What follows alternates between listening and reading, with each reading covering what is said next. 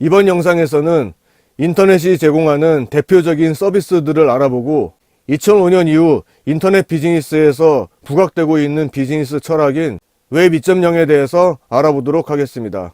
먼저 인터넷이 제공하는 대표적인 서비스들에 대해 알아보도록 하겠습니다. 첫 번째로 이메일입니다. 여기서 말하는 이메일은 요즘 우리가 자주 이용하는 웹메일과 기능은 같지만 외형적인 모습이나 사용 방법은 다른 이메일입니다. 현재 우리가 사용하는 웹 기반의 이메일의 경우 메일 내용을 작성할 때는 물론 키보드 타이핑을 하지만 그 이외에 파일 첨부 등의 여타 기능들은 GUI 기반의 웹 특성상 마우스로 선택하여 작동할 수 있습니다. 하지만 인터넷 초기의 이메일은 메일 내용 작성은 물론 모든 기능을 키보드 타이핑을 통해 수행해야 했습니다. 이메일과 함께 인터넷 초기에 가장 많이 사용한 인터넷 서비스는 텔넷과 FTP입니다. 텔넷은 원격지에 있는 호스트 컴퓨터에 접근할 수 있도록 하는 인터넷 서비스입니다. 해당 텔넷 서비스에 정식 사용자로 등록되었다면 자신의 아이디와 패스워드로 로그인을 하고 자신에게 부여된 권한에 따라 서버 컴퓨터에 있는 여러 응용 프로그램이나 데이터를 이용할 수 있게 됩니다. 저는 개인적으로 90년대 중반 대학원 재학 시절에 카이스트, 고려대, 이화여대 등에서 운영하는 BBS 텔넷 서버에 접속하여 자료도 얻고 채팅도 하며 지내던 그때가 떠오릅니다. 인터넷 초기에 텔넷과 함께 많이 사용되던 서비스는 FTP, 파일 트랜스퍼 프로토콜입니다. FTP는 인터넷상의 여러 컴퓨터들 간에 파일을 교환하기 위한 표준 프로토콜이자 인터넷 서비스의 이름입니다. FTP 서버의 사용자라면 아이디와 패스워드로 로그인을 하고 자료를 다운로드하거나 업로드할 수 있습니다. 또한 FTP 서버 관리자가 불특정 다수를 위해 자료를 서버에 올려놓는 경우가 있습니다. 이러한 경우를 익명의 FTP, 즉 어나니머스 FTP라고 합니다.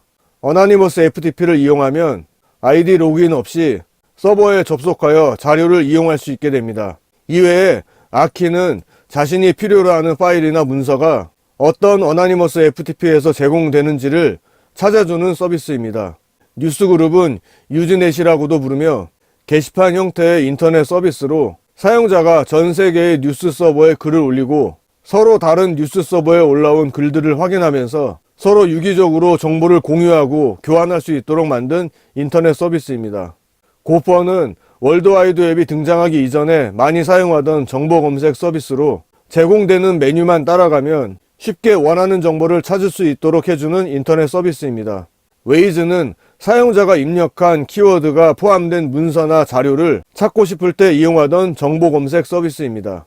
IRC는 전 세계를 실시간으로 연결하여 채팅을 할 수 있는 서비스입니다. 그리고 마지막으로 오늘날 인터넷 서비스 중에 가장 많은 비중을 차지하고 있는 월드와이드 웹에 대해 알아보겠습니다. 월드와이드 웹은 지난 영상에서 소개한 것처럼 1989년에 팀 버너스리가 개발하여 1991년에 공개한 인터넷 정보 검색 서비스입니다. 월드와이드 웹은 하이퍼텍스트라는 개념을 이용하여 사용자들이 정보를 검색할 수 있도록 만들었습니다. 하이퍼텍스트에 연결된 하이퍼링크를 통해 관련 문서를 찾아가며 정보를 습득할 수 있는 시스템입니다. 하이퍼링크가 연결된 표준 문서 구조 또는 표준 언어를 HTML이라고 합니다. 그리고 이러한 웹상에서 여러 가지 파일들을 송수신하기 위해서 사용하는 프로토콜을 HTTP라고 합니다. 우리가 웹브라우저 주소창에 도메인 네임을 쓰기 전에 http://를 쓰는 이유는 HTTP라는 이름의 프로토콜로 웹 서비스를 이용하겠다고 선언하는 의미라고 할 수 있겠습니다. 추가적으로 교재에는 XML에 대해서 나옵니다. XML은 HTML에 비해 구조적인 문서 작성이 가능하며 확장성이 강해 정보 검색 기능 위주의 시스템에서 자주 사용하게 되는 언어입니다. 다음으로 웹 2.0에 대해 알아보겠습니다. 웹 2.0의 가장 중요한 핵심은 개방, 참여, 공유라고 할 수 있습니다. 개방형 플랫폼에서 사용자들이 참여하여 만들어낸 콘텐츠를 공유하는 특성을 가지고 있는 개념입니다. 웹 1.0 시대에는 인터넷 서비스 업체에서 제공한 콘텐츠를 받아들이는 일방향 서비스에 불과했다면 웹 2.0은 서비스의 사용자가 적극적으로 참여할 수 있도록 한 양방향 시스템입니다. 웹 2.0의 개념은 오라일리 미디어사의 대표인 팀 오라일리에 의해서 도입된 개념으로 2004년 10월 미국 샌프란시스코에서 개최된 웹 2.0 컨퍼런스에서 유래합니다.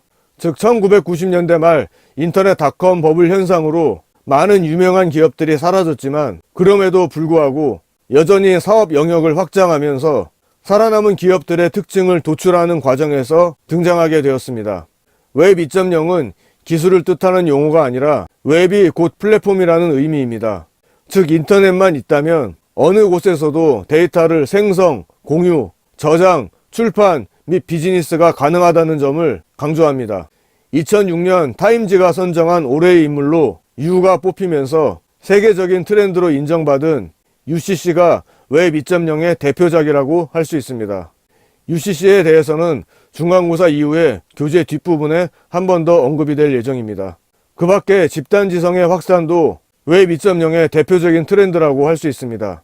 집단지성을 기반으로 한 대표적인 웹 서비스는 바로 위키피디아입니다. 한 개개인이 가지고 있는 정보나 지식은 전문가에 비해 취약하지만 여러 사람들이 모여 정보를 공유하면 더 정확하고 풍부한 지식이 만들어질 수 있음을 보여주는 서비스입니다. 다만 잘못된 가짜 뉴스가 유포되거나 악의를 가진 선동가들에 의해 확산될 경우 집단지성이 무너진 사례를 우리 주변에서 가끔 찾아볼 수 있습니다. 따라서 집단지성의 힘을 절대적으로 신뢰하는 것은 주의해야 하겠습니다.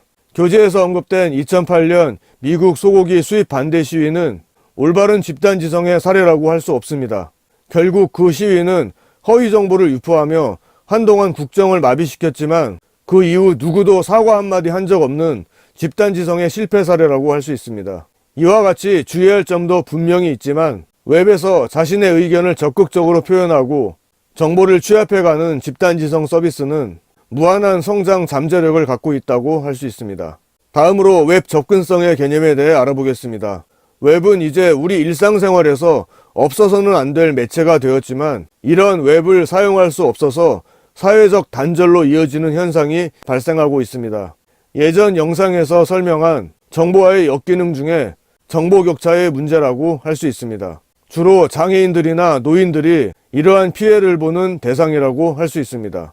이러한 현상을 막기 위해 누구나 웹을 사용함에 있어서 불편이 없도록 하는 웹 접근성이 중요한 해결책으로 대두되고 있습니다. 이는 웹 표준 코딩으로 어느 정도 해결할 수 있습니다. 시각장애인이나 청각장애인 전용 홈페이지를 만드는 것이 아니라 똑같은 표준 방식의 코딩을 통해 누구나 쉽게 정보에 접근할 수 있는 방식으로 웹사이트가 개발되어 웹 접근성이 준수되면 정보 접근에 대한 소외계층 없이 다양한 정보가 공유됨으로써 더욱 다양한 컨텐츠 개발이 가능해질 것으로 생각됩니다. 마지막으로 사용자 경험, 유저 익스피리언스에 대해 알아보겠습니다. 사용자 경험이란 그동안 사용자가 특정 서비스를 이용하면서 누적되어 왔던 총체적인 경험을 말합니다. 이는 모든 면에서 사용자가 참여하고 사용하고 관찰하고 상호 교감을 통해 알 수 있는 경험입니다. 인터넷 서비스 개발자는 독창적이고 창의적인 아이디어라는 이유로 기존 사용자들의 총체적인 경험에서 벗어난 서비스를 개발해서는 안 됩니다. 물론 사용자 경험은 수치로 환산할 수 있는 것이 아니어서 측정은 어렵지만 사용자 경험을 최대한 분석하여 서비스의 기획 및 디자인에 반영하는 것이 서비스 개발자의 과제라고 할 수 있습니다. 오늘 영상은 여기까지입니다. 시청해 주셔서 감사합니다. 여러분들의 좋아요와 구독은 다음 영상 제작에 큰 힘이 됩니다.